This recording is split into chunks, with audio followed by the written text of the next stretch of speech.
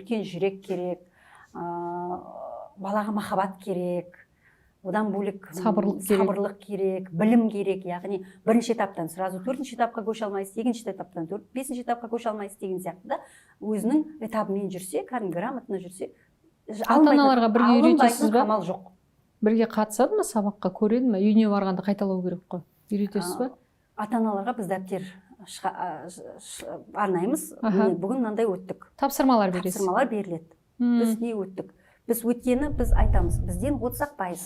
Аптасына 3 рет келеді. Жарты сағаттан.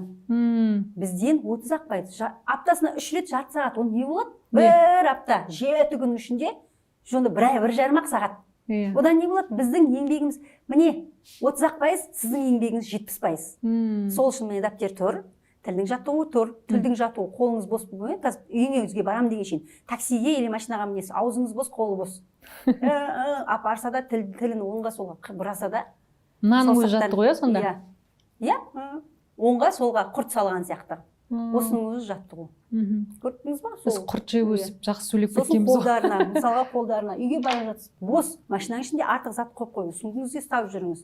Міне, мынау саусақтың, сөйлемейтін баланың тілі саусағының ұшында деп мен уже осы қағиданы айтып келе жатқаныма осы 10-шы жылға кетті.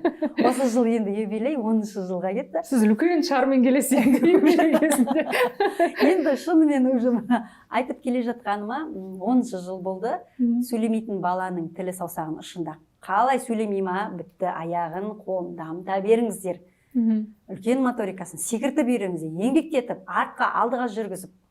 Сөйлейді ол бала деген. Ал енді ата-аналардың көбісі комментарийда сұрап жатыр, жазып жатыр. Бізге ЗР қойды, ЗПР қойды, ол не деген сөз, ол емделеді ме, одан қалай құтыламыз деген дүниелер. Түсіндіріп кетсек, ЗР және ЗПР деген не?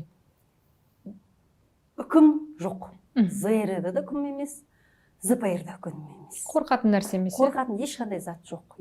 Бірақ енді уақыт өткізіп алса, әрине ұзақ уақыт кетеді. Ұзақ уақыт кейбіреулер енді ойбай, 1,5 жылдан кейін мектепке барады мен балам, 4,5-да қазір дейді. Қалай барады мына балам сөйлемей тұр деп келеді. Иә, қарасаң ол мүмкін ЗРР болып басталған. Иә, бірақ ЗПР-ге ұласты. Неге? Өткен сөйлемегеннен кейін, жан-жақпен араласпағаннан кейін ол шынымен ЗПР-ға көшті. Яғни енді екеуінің ара жігін ажыратайық.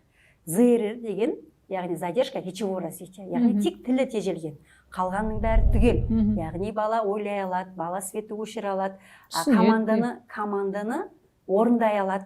Команда, яғни свет өшірді отыр дейсің. Я свет өшірді отыра алады. Свет өшір дегенде басқа жаққа кетіп қалмайды ғой. Түсініп тұр, құлақтан кірді, естіді, мидың ішінде анализ синтез жасалды и адаптивный ответ жасады, барып өшірді да отырды. Ол түсініп тұр, иә, барлығын. Үлкен қасық пен кішкентай қасықты ажырата алады. Ал ЗПР-да, яғни память, внимание, мышление, есте сақтау, ойлауы және зейіні. Осы үшеуі артта қалады. Сонда задержка психического развития. Психикалық біздің денсаулықтың ең басты 3 киті осы. Зейін, есте сақтау және ойлау. Осы болмағаннан кейін сөйлеу болмайды. Бір-біріне байланысты дүниелер ғой. Ол өткен осы 3 киттің үстінде тұрады. Ал тіл ең жоғарғы психикалық функция. Анау жаңағы үшеуі астындағы киттің үстінде тұр деген бар. Айтады ғой бұрын, жер шарының өзі 3 киттің үстінде тұрады деп айтады ғой. Дәл сол сияқты осы 3 кит, память, внимание, мышление, осының ішінде тұрған, сосын барып қана кәдімгідей тілі осылай тұрады. Ал енді ондай диагнозбен келген балаларды қалай ақыл ойын, зейінін ашып оятып тілін шығаруға болады? Оның да өзінің техникалары бар. Өзінің методикасы. Өзінің методикалары бар, кәдімгідей. Яғни балады көріп тұрмыз, балада память жоқ. Яғни есте сақтау мүлдем. Көбісінде көру арқылы есте сақтау бар да, есту арқылы есте сақтау жоқ. Өйткені смартфонға көп қараймыз. Көп қараймыз, көзді әбден біз көптен күшті жасағып алғанбыз, көзбен көрсек бәрін біліп тұрамыз. Жолда. Менімен бір ата-ана келіп ұрсады да, енді папасы ғой, көбінесе папалар келіп ұрсады.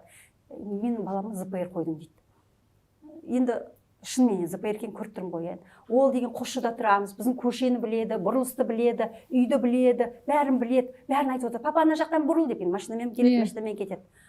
Мен айтамын, көру арқылы есте сақтау күшті, молодец. Бірақ есту арқылы есте сақтау жоқ. Ровно 2 ай болды. екіге екі қоса алмаймыз. Мм. 2 ай болды мен есту арқылы айтып отқан команданы дұрыс орындай алмаймыз. Ұмытып қалады. Логикалық ойлау жоқ. Мм. Ойлаудың өзі 2. Мысалға логикалық абстрактылы ойлау немесе логикалық ойлау, иә? Абстрактылы бар, логика жоқ. Енді ЗПР десең, жоқ деп мен невропатологқа жіберсем, сен кімсің?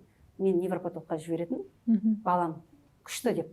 Енді біз айту парызымыз ары қарай әрбір ата-ананың мойнында. Енді сол есте сақтауы ақсап тұр.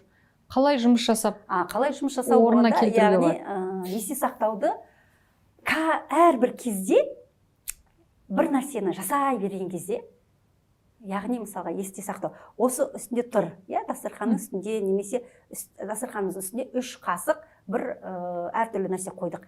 Қарабал алып тастайды, сосын қайтадан соларды қояды, басқасын біреуін жетістіремей қояды, не жетіспей тұр? Не жетіспей тұр, сосын сол көру арқылы оны каждый раз, яғни сол әрбір кез көріп соны тренировать еткен кезде мидағы сол зона оянады. Нейрондар оянады. Яғни, ал енді естіген кезде мен отырам, айтам 5 сөз. 5 сөзден бастамаймын, көбінесе 4 сөзден бастаймын. Кітап, бұлт, шаш, әже. Осыны айтып бере ал.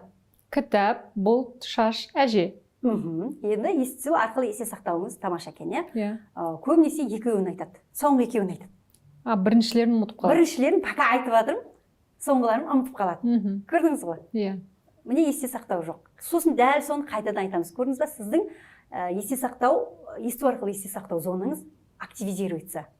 Сөйтіп бала уже кейін бір сөзді ұмытады, сосын бірінші сөзден бастап бәрін айтады. Одан 3 сөз айта бастайды. Одан кейін 4-еуін айта бастайды. 4-еуден кейін 5 сөз қосам.